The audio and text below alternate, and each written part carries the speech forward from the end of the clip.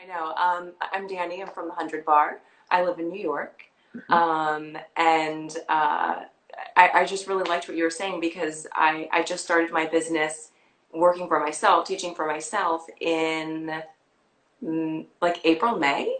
Okay. And I was teaching in studios before. And one thing that I learned working for myself is that there's no work hours. Like Right. you can just wake up, start working, and keep working, and then go to bed. And I was kind of doing that for a while. It was kind of like nonstop. Hmm. And I had to really kind of, after a while, I was like, wow, wait a minute, it's 10 o'clock, and I'm still working. I'm still working on the business. So I had to Yes. really give myself, like, okay, I have to step back. I have to give myself work hours. You So, do. Oh yeah. And I'm sure you're probably working in your sleep too, right? Like, oh, I forgot to call yeah. this person. I need to hook up with this person. Oh, I got this great idea. Right? Like, That's so it, funny. It's funny you said that because one time, this was like maybe a month or so ago, I I woke up and my husband told me that I was actually so was having a dream that I was teaching someone uh, sidekick series and I was kind of explaining it to them and working with them. Apparently, I was doing it in my sleep. yes. Apparently, he's like, your leg went forwards, it kicked twice, Oh, did pointed and it? swept to the back. He's like, and then it went up to the side. And I was like, oh my goodness, I was doing, and then it was circling. He's like, you circled like three times in one direction, stopped, and then three times in the other direction. Nice. I was like, oh my goodness, like maybe I've like started a new thing. Maybe people can like work out in their sleep. You get your workout Yes. in. There you go. You got your reps So in. exactly. So apparently, yeah, you can. Apparently, I have been thinking about it in my sleep. There you go. Yeah, my wife said that like I'll cue people in my sleep. So I'm always thinking like, what's a better cue? What's it? And she'll hear me like raise up, do this, squeeze your heels together, and nicely done. Exactly. And I get her like, wow, okay. She's like, what happened? That's so funny. Yeah. Um, it was funny, as I was saying about like taking care of myself this weekend and that time. I had some buddies come over and we were talking about how we all have different kind of passions and things that we're working on. And one of my good friends, he owns a business, he's owned different businesses, and he was saying, I really respect the fact that you are doing what you love to do.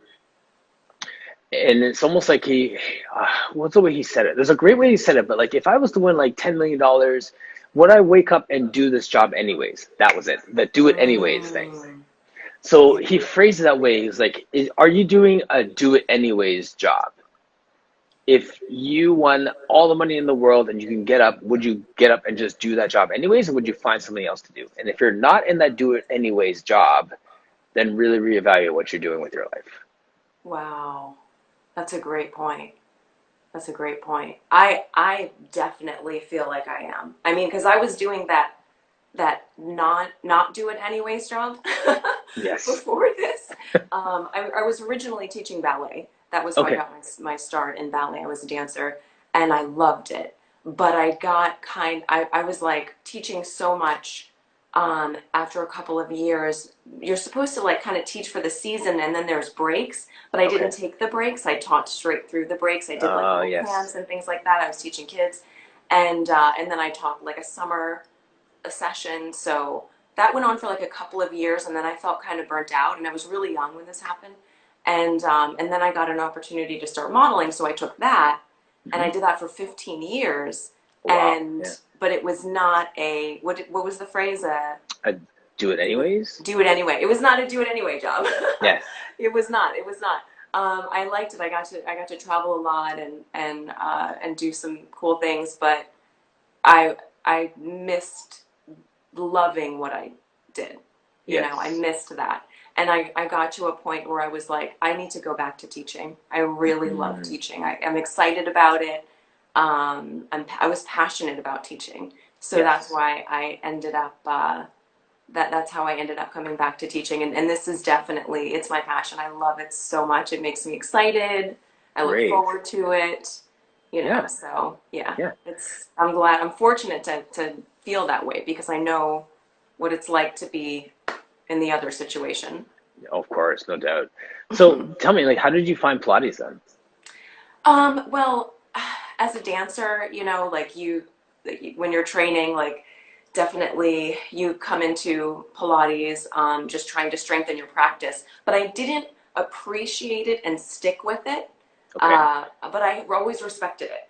I was like, yeah, the dancers that really stick with Pilates, they have like this extra strength in their practice. They're Yeah. really, really strong. But I never stuck with it, and I found that young people tend to not appreciate Appreciate it. Pilates. Yeah. Yeah, they're looking for something different in their life, and they don't appreciate their back feeling good. Right. Like Yeah. Yeah. they We take don't. it for granted. You take it for granted, yeah. Like Yeah. so now, like it's so funny when I have clients, they're like, "My back feels so good," and I'm like, "I know, right? That's a big deal.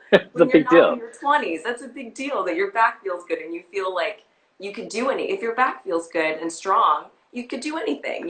Yes. So yeah, I didn't appreciate it then. I did have a couple of back injuries later, but it still took me some time to come back to it. And then yeah, so I had a couple of injuries, and I was looking to like really get back in shape, and I was way out of shape. And my mom, of course, my mom loves Pilates, and she was like, you need to teach Pilates, you need to take Pilates. And I was just like, yeah. Right. And then eventually I found a studio near me that I felt like knew what they were doing. Hmm. And I went in and I just fell in love again. It was just like wonderful. It was like a breath of fresh air into my Yes. life. And, I And was like, and all that's right, it. this is what I want to do. I need to get back to teaching. I want to do this. And, you know, And you didn't want to go back to teaching ballet? I thought about it, but, and I still, ballet was my first love, Hmm. so I do love ballet, but I, I don't know. There's just something about Pilates. It's different. I don't know. Yeah. I think it's more sustainable as well. Like ballet is Facts. not Yeah. very, yeah, it's not, Yeah. it's better than like gymnastics. Hmm. I started out in gymnastics, and that's not very sustainable. you, Well, you can only do that to your body for like a short period of time. right. But yeah, ballet is like, it's better than that, but, um, it's a little more gentle than gymnastics, but it's not as sustainable as Pilates. And I think that's what I love about Pilates. It's The so longevity different. factor. Yeah, Right. yeah, And it's interesting, like we were saying about those things, like you're doing your modeling and then you went to into teaching. I think of like Michelle Obama when she was talking about becoming, mm, and that whole notion of what we are and what we do isn't as important as actually who we are yeah, in that sense. And whether it was teaching ballet or teaching Pilates, there's something about helping people and teaching yeah, people that makes you come alive. yeah, And that's a conversation I have with my male friends as guys. We say, like, as a man, what makes you come alive? Like those are things mm, you need to be doing, and giving time for and giving space to. And yeah, what happens is it gets expression some way or another, right? Like just the fact that you're teaching something yeah, is who you are. yeah, yeah, definitely. And I think, I mean, once a teacher, always a teacher, kind of, right? Like Right. you can always Right. kind of tell when someone really just loves teaching. And I think the key to it is you have to teach something that you love. You have to Yes. teach something that like you're excited about, because that's, it gets contagious. If someone's really excited about Absolutely. something, like you can feel that energy. And so, and I think that's it. I think I fell in love with Pilates, and Hmm. so I was like, I have to share this. I have to. Everybody needs to feel this good. Everyone's Yeah. back should feel good. No one should wake up and feel like, oh. Yes. So I think that was kind of why I geared more towards that. And it's kind of like for everyone. Like ballet is not for everyone, Hmm. and Pilates is really, no matter what shape you're in, you can get a really great workout, a Yes. safe workout too, Right. you Yeah, know. exactly. Or a challenging one or a strength one, or like Right. you really can customize it to the body in front of you, right? Yeah. Yes. Yeah. Just want to say a quick hi to some people I see here. Caroline, Benjamin. I see some of your people on here as well. Just shouting out your fans are Charlie, there. hey. Um, Yeah. yeah.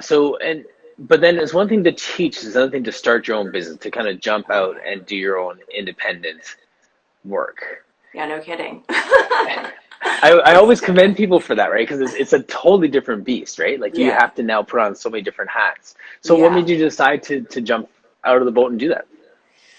Circumstance, you know? I mean, Hmm. I kind of always, it was like a long-term goal of like, oh, I want to teach for myself eventually. And, Hmm. that way I can teach the way that I want to teach and not have any, outside influence or anything.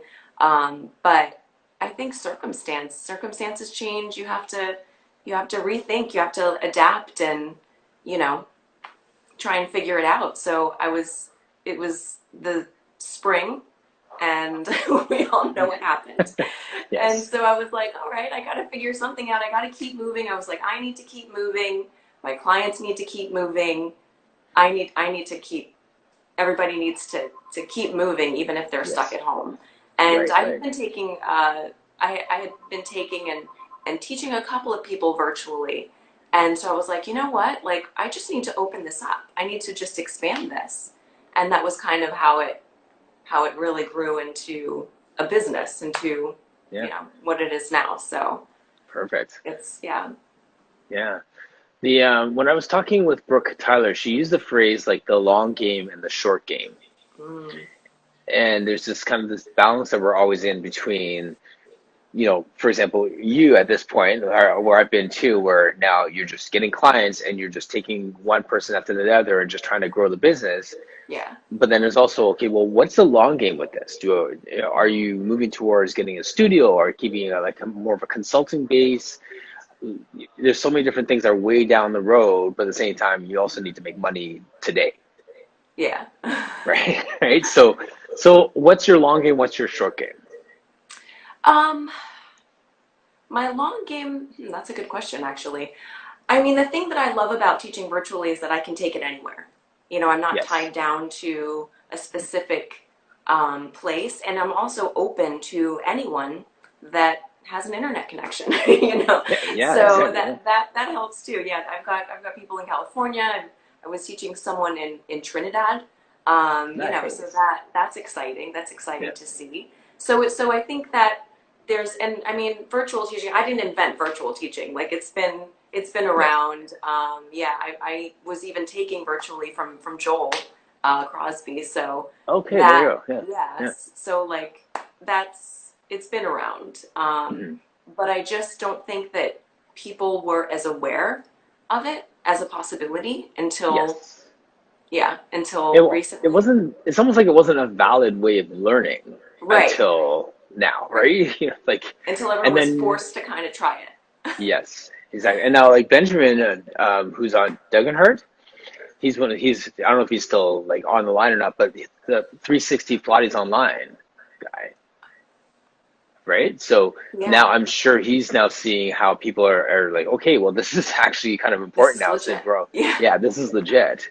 And it always was legit, but I like the right. fact that now we're giving some more attention to different ways of learning because we all learn different ways. And, I've said to my clients too that if you prefer the in-person stuff, this like online work can still be a supplement to what you're doing. So if we're meeting Yeah, once or twice a week live, right, there's no reason why you can't join me for a virtual session as well.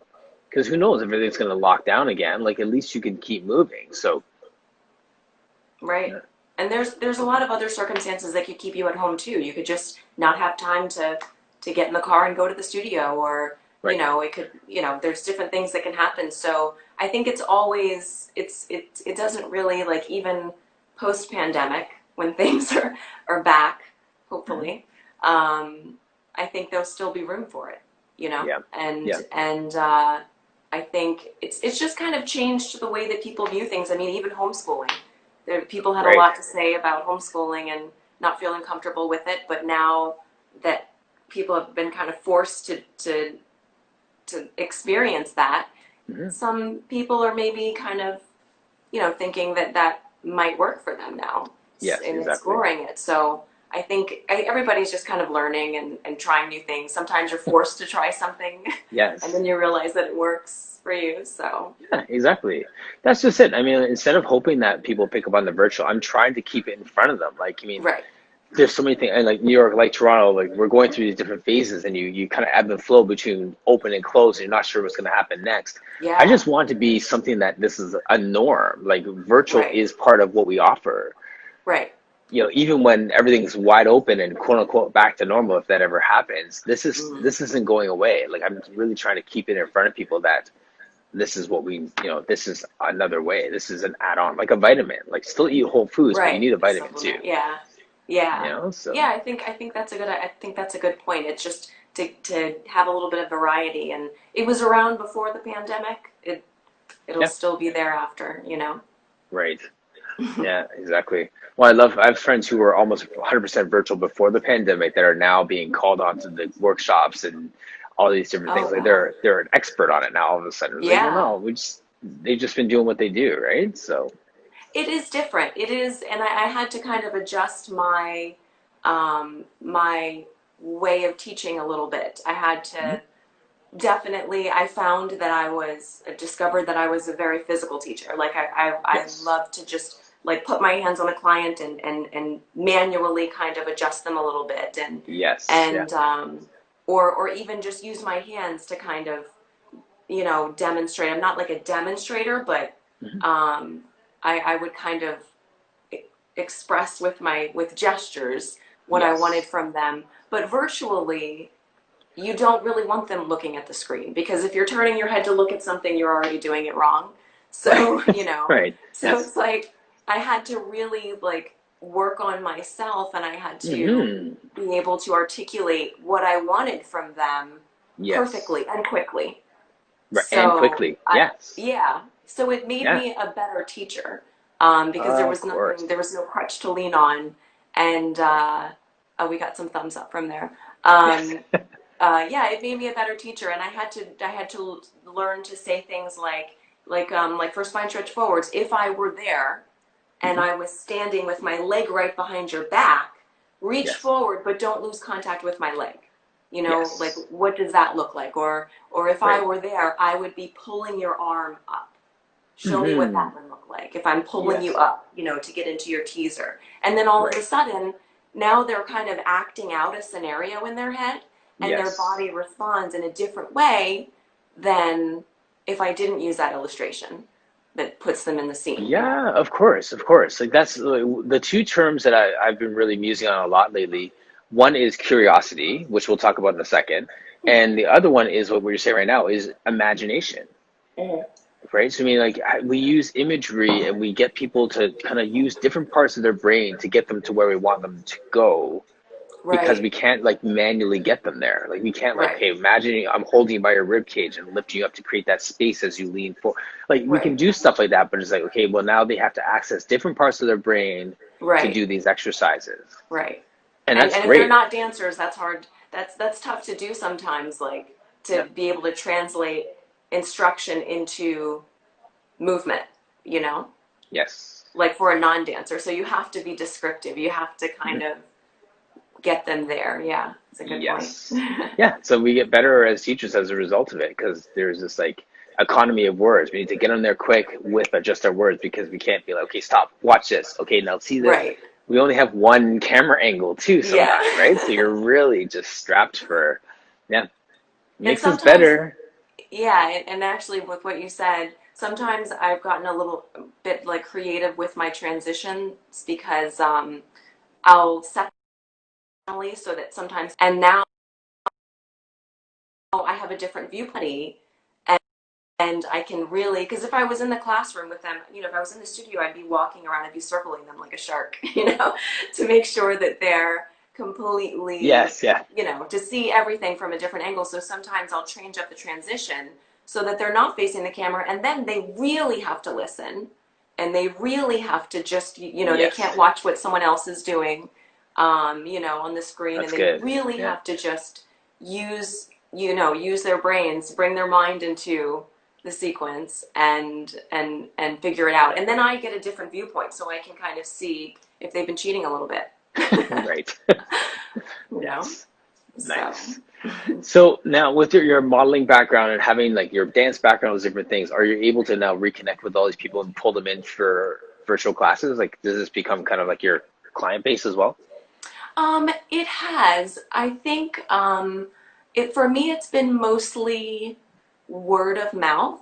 Hmm. And, as people get excited about seeing changes in their body, they get excited about feeling good again, Yeah. about the same things that we were talking about before. When your back Hmm. feels good, if you're not in your 20s and your back feels good, then that's a big deal. That's something you're going to call your friends and tell them about.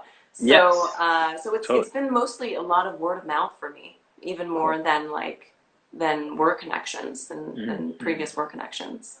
Nice. So, So I do have a question for you, and usually I kind of prime people with some of my harder questions, oh no. but I think you'd be fine. You'd be fine. Okay. Let's talk about body image. Okay. Okay, so now when a lady comes into when you're working in the studio or even out virtually, and they're like, "I want to look like you," Mm. where do you start? Well, I try to stay away from what they want to look like, and I try to ask them, what do you want to feel like? Okay. Like what, because that's really what that translates into. If they're like, I want to look like this person, then they want to look like something that they feel will make themselves feel good. So Yes. that's what I try to get to. And Hmm. then I try to tell them, realistically, Pilates, it carves your body, but it's not about, and I try to pull them away from the scale because it's not about the numbers Hmm. with Pilates. It's inches more than pounds. Hmm. It's not really cardio, like true cardio. Yes. So I try to, you know, get to the root of what they're really wanting and keep Hmm. them focused on that. And then I Yes. also try to keep them aware as I'm working with them as time is going by of the progress that they're making and where they were when they started and what they can do now that they couldn't do before and how the Hmm. class has grown with them. If it's a private one-on-one, how Yes. the Yes. class has grown with them because their abilities are growing and what they Yes. can do is expanding. And I try to, because my one of my main goals is to make them to feel good about themselves. I just want people to feel good Hmm. about themselves again.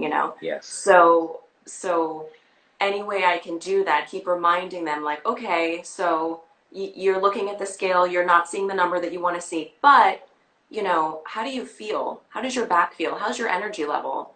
Yes.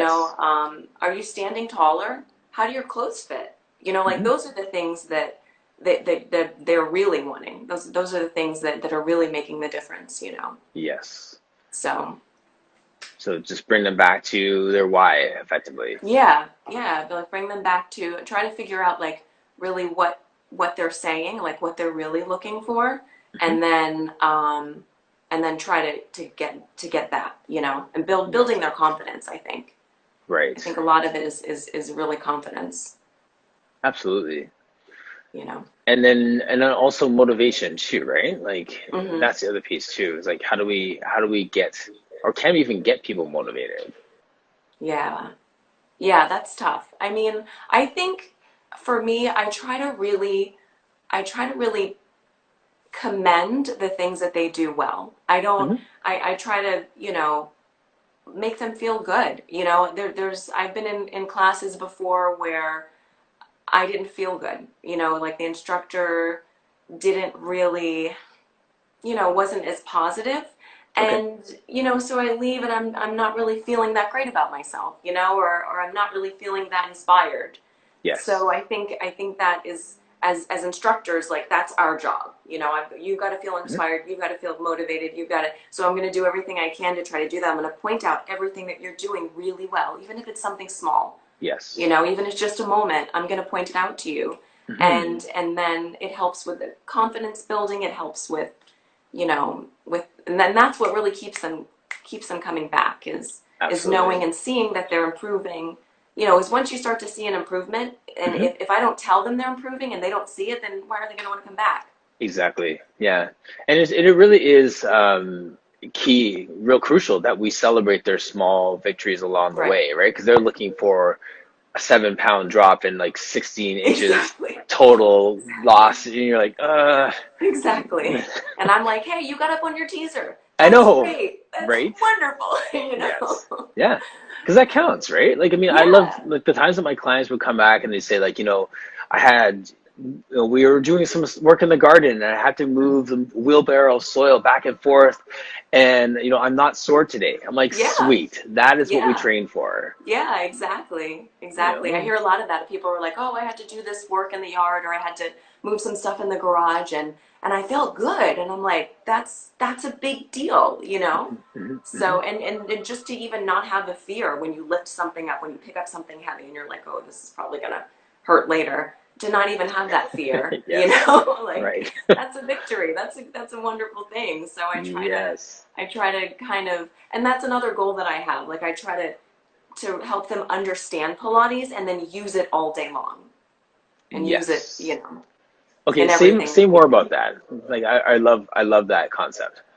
Well, yeah, I mean, it's one thing to just like come into the class and then, get stretched out and strengthened and stand tall and then just slouch and leave and walk out the door and then just leave everything, all your work, leaving it all in the studio, like you Right. don't want to do that. You want to keep Yeah. it, so I try to always end my classes with something that's really lengthening, especially I love doing like a little standing chest expansion on the Okay. mat. And at the Yes. end of it, I'll tell them, and this is again just using my words to try to get movement in their body, but while they're up on their toes with their heels lifted, I'll say, okay, so I'm there. I have my hand on your head. I'm measuring your height.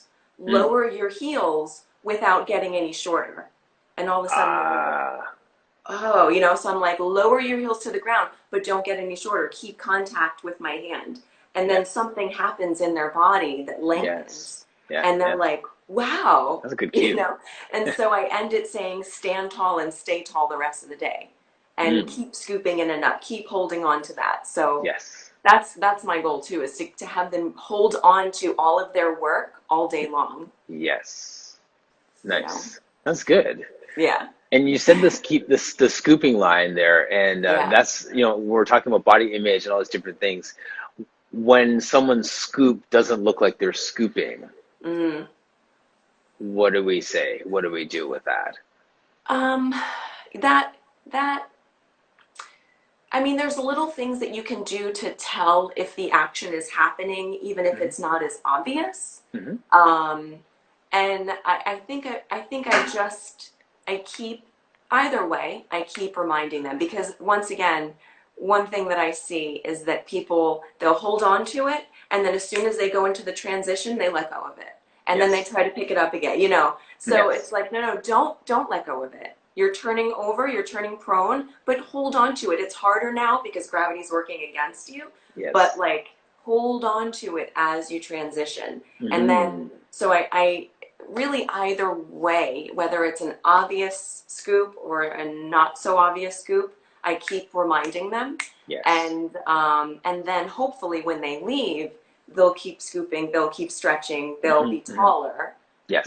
and that's something that other people will notice. I have people say, oh, my mom said I was standing up straight now, and it's from Mm. Pilates, Yeah. so those are Yes. things that, and then that does give them that feeling that they feel confident, because people Yes. are noticing changes and noticing things. Of course. Who's it? Someone was saying, maybe it's Sonia, or someone was saying about almost like we need X-ray vision, Mm, right? Like you're cueing to the bones and that skeletal and that length and all those yeah, different things. And it's almost like we need X-ray vision when we're working with people so they can understand that we're cueing from the inside out, right, not necessarily what their physical body right. externally is doing, but what's happening on the inside out, right? So, yeah, That's I love true. that. Like, I love what you were saying about transitions too. I had it on my board here. I think we're off, but like my kind of mantra last month was the transition is the exercise. Oh, wow. That's really great because you What? know what I feel like in the So, advanced. See, so I'm gonna steal that. I might steal that. Um, but I just got that from you, like like in a sense, Oh, like, well, I mean, he's saying it that way, though, yeah, saying it that way. yeah, That's so wonderful because I feel like in the advanced sequence, it's very obvious that the transitions are actually additional exercises. yes, So, but when you come into like the beginner and the intermediate sequence, that's not really, it's not highlighted that way, and it's just kind of like turnover, so Yes. Yes. so I try to kind of steal some of those advanced mat transitions Hmm. and modify them so Yes. that they're still, instead of thinking like, oh, it's over, I just Yeah. finished ab series and I'm going into spine stretch forward, so I'm just gonna let everything go. And now it's like, okay, do a roll up Yes. to come to a seated position or rock up to a seated position, depending on, Yes. but either way, it's like an extra little exercise. Hmm. And even if the exercise is just hold on to your abdominals as you turn over, it's Yes. all of a sudden now they're thinking. Hmm. And I think that's a big difference in Pilates too, is that you actually have to turn your brain on in Yes. class, so Hmm. that that changes everything. Well, absolutely. You can't just like check your brain at the door when you lie down on the mat, right? Like you need to Yeah, keep that connected as yeah, well. yeah, yeah. That was something I had to learn too. Like I have to pay attention. I can't be Oops. worrying about or thinking about something else the way that Yes. I would in other classes where it's just kind of monkey see monkey do. They're Right. doing this. Yeah. Okay, let me do the. Like with Yeah. this, Yeah. you have to. And I think even in ballet, I probably didn't realize I was operating that way. I mean, there's mirrors everywhere in ballet, so Hmm. you're just kind of following, Yes. um, and so it's different in Pilates. You have to concentrate on what you're doing, Yes. and that's another thing that I love about it too. Yeah, exactly. Well, it's when we say that, like, there's a sense of like mindfulness. Like, I think in one of your Right. posts, you were talking about that. What does that like? Can you talk about mindfulness just for people who are like want to think of how do I weave this into my work? Yeah, it starts mindfulness. It can even start from home, from Yes. even when you're getting dressed for your class. Hmm. Think of this is so simple, but like think about what you're going to wear. Are you going to wear something that, is that shirt too short? Is it going to hike up? Are you going to be fussing with it in between every Hmm. time you transition? You're going to be like, oh, I got to tuck this in. Oh, take all of the extra movements out. The sequence is challenging. Save all of your energy for the exercises. So wear Yes. something that's going to be comfortable, that you're not going to have to fuss with. Hmm. And then when you come into class, leave everything at the door. And a lot of times I'll start my class with kind of just doing like some breathing, Hmm. uh, inhale 5 counts, exhale 5 counts, just prepping them for the 100. Yes. And then I'll kind of do like a scan of their body, turn your head side to side, get the tension out of your neck, Hmm. rotate your shoulders forwards, around, and back, and down. It's a little bit of a plugging in cue to get them, Connected. elongated. Reach your arms Yes. forward, make your arms 2 inches or an inch longer.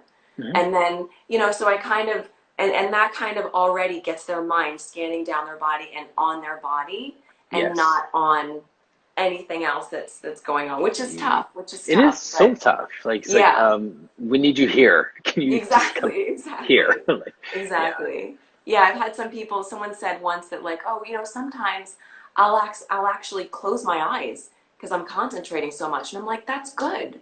That's Hmm. really good. It means you're just focused. You're not taking in anything visual. You're Right. just in your body, Right. you Yeah. know?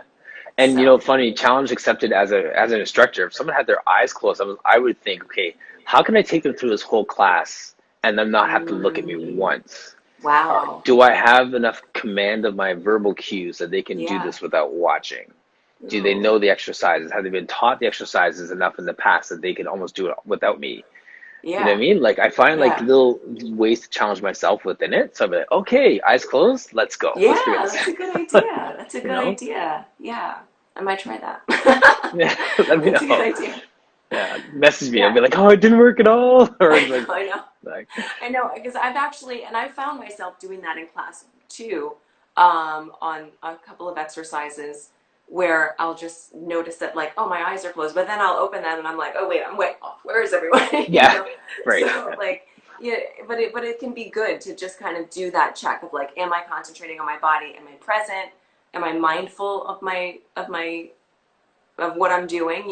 yes, yes. And I think that is a big difference with Pilates too, is that there's no sloppy exercises. It was contrology first, Hmm. right? Hmm. So Right.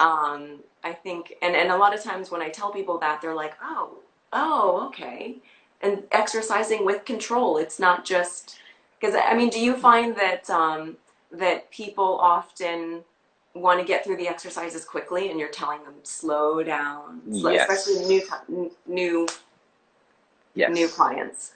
Yes, yeah, there's a sense of a rush. It's a race. Let me get Yeah, through this so I can get on with my day. And you almost have to exactly. keep like pulling them back into the Yeah, studio, right? They're just like they're mentally leaving the space. You know, like, hey, come right. back. Like we're, you know, Yeah, yeah. So I mean, but that's why I like what you're saying about transitions too. Like once we have those transitions in there, and I've done that too, where I'm teaching them exercises, and then maybe I just teach them like a block of exercises, and then on the second time through, throw the transitions between the exercises so they actually don't get a chance to zone back out. They have to stay engaged because they didn't get their breath between exercises. Oh, we're moving on to the next one. Oh, we got this one now. Okay, now do this. Wait, yeah, like you said, like ab series to spine stretch forward. Just when they're about to like put the legs down, wait, put those legs back up in the air and yeah, roll up. We're still going. Like what? yeah, Like yeah, yeah, so. Yeah, just keep them connected. Like keep them plugged in. So you yeah. know them there as well. Yeah, no, it's that's it. So yeah, the comment there. One of my favorite practices is try the reformer with your eyes closed. That's fun. Yeah, Yeah, that'll be fun. yeah, that is a good idea. Mm-hmm. Um, yeah, I mean, I think that you brought out a great point. I think that has to do also with a responsibility that's on instructors to make sure that your flow is on point. Because if Yes. you're as a teacher, if you're like, telling them something and you're like, okay, and pausing, or Mm-hmm. you're like, running over to like look at your notebook or something, then they're Yes. then they're lost. They're out of their mind is it has an opportunity to escape. But if you're Yes. like, like you said, they're about to put their leg down, they're like, okay, no, no, no, but then Yes. you're so that's also something as a seasoned teacher, I'm sure you're probably really good at, um, just keeping the flow of the class moving and keeping it Yes. going. Right. If you get a chance, have you taken any classes with Kathy Ross Nash? No, mm-mm. Okay. Check out her work, like the red thread stuff. Like all of that is really, really good. When she was on the show, we were talking about how she formed some of her classes, where she'd have, I can't remember what her phraseology is, but basically like there's a plot, there is the method, the class, and the workout. So you have applies method, applies class, and applies workout. So the phraseology, it could be off, and someone in the comment section correct me if I'm wrong, but it's almost like I set my online class up that way too, where one day we may unpack one type of exercise. We're going to do all twists exercise today. So Mm-hmm. in the method, we're not going to go through the whole system. We're going to do saw and then spine twist and then something else, and just focus on how do we get more length, how do we get more rotation, how do we keep our Mm-hmm. arms, and just really unpack one or two exercises, and then have another day dedicated to the class where I'm not going to be as finicky with the exercises and just let you just move safely and just flow with it, Through the right right? through And the then that's where sequence. and then you can go through the sequence and go through transitions and stuff. And then Mm. a workout separately where I'm just really trying to just hammer home these are certain exercises. This is how it should feel when it's done with pace, with flowing movement, with breath, all these different things. So you can almost like unpack the workouts in different ways and have different purposes for different days. Yeah, I find myself doing something similar to that where I'll highlight, I try to kind of highlight something different every class. Yep. Or even I'll do something for the week. I'll do teaser week a lot. Where, Yes. because I feel like with teaser, if you only do it when it's time, then you only get to work on it for a little bit of time, Yes. so it's tough to progress when you're only kind of running through the exercise for a limited time. So I'll plug in progressions of teaser, teaser prep in Yes. different progressions. And so by the time it comes around, you've already done three or four in your transitions. Yes. So, someone recently said, they were like, I feel like it's always teaser week. And I'm like, oh, that's Yes. good. That's good. I do it cyclically. I do it like every month or 6 weeks or something. Mm-hmm. So, and I think it's good. I think it's good to challenge them that way. I've even done that with shoulder bridge. I'll plug shoulder bridge in between. Yes. This was actually another teacher instructor I saw did this, and I loved it and stole it. but it was like shoulder bridges in between the ab series. Okay. And you would think that like, oh, it's not as tough because you're kind of getting a break in A between the break ab draft. series, Yeah. but it is exhausting. Huh. It is exhausting to do the different progressions of the shoulder bridge through popping them in between each part of the series of five. It Yeah. is exhausting. Like you're like completely, and I always Yeah. do it myself first before I have somebody else do it, Right. so that I know what they're going through, and then I can Right. relate. I can be like, oh, I know it hurts, I know, but trust me, it's good. Yes. Yes. But even doing that, so what was it that he called it? The method. Is that what he Method. Yeah. said? Yeah. Yeah, Yeah. I think that's great. I think I kind of do a little bit of Just, that yeah, in for my own sure. way. Yeah. Very That's good. great. What about you? Is there anything that you'd like to highlight Um, or well, yeah, actually, go back to? I did actually want to come back to what we were saying about the short game and the long game. Hmm. What's next for you? Oh, wow. That's a good question. I just I want to just keep working with people that are excited about it, Yes. and kind of expand to um, really bringing in not just the clients that I have, but even expanding it to like their family members. Perfect. And I Yeah. and I've Yeah. had a lot of that. I've had a lot I've had experiences of like the wife is really excited about it, the husband gets dragged in, I love kind that. of thing. But it's so good for you, like let's Yes. get the whole family into it. They're already home, they're already there next to you, grab a Yeah. mat, have them sit Right. down, do it together, and then it can be something that everybody enjoys together. So, I'd like to do a little bit of that. And then I think I might expand to working with some of the equipment. I'm Hmm. working on a certification for the equipment, but Cool. maybe working with people virtually on the equipment at home as Yes. well. So, Yeah. Yeah. we'll I see. I love, mean, yeah, sorry, I was gonna say, I love working with the families too. Like when the wives bring the husbands in, the husbands bring their wives in, or, yeah. you know, those are always fun because you never know who's gonna resonate more with, right? Like Yeah. over the years, I've had people who like they brought their wife in and, or sorry, like the wife would bring the husband in and the wife stops and the husband stays on it like for years, right? Like they're Yeah. just, Yeah. thanks, Caroline. Thanks for joining us. Oh Hmm. yeah, yeah. I think it would just be really good. I think it could be something that people can do together, and I think when families like exercise together, that can be really fun. And Yes. one thing that I found as well is a lot of uh, people that are in class, like if their kids are home, Yes. then their kids kind of start to creep in Yes. and do a little bit. They've got one client, her son is so cute, and he's in the background like doing Just like mirroring little everything. workout. Yeah, Yeah. and it's so cute. So I'm like, I want to try to incorporate the families working out together Absolutely. and kind Yeah, of explore that. I think that would be a healthy, fun thing to do.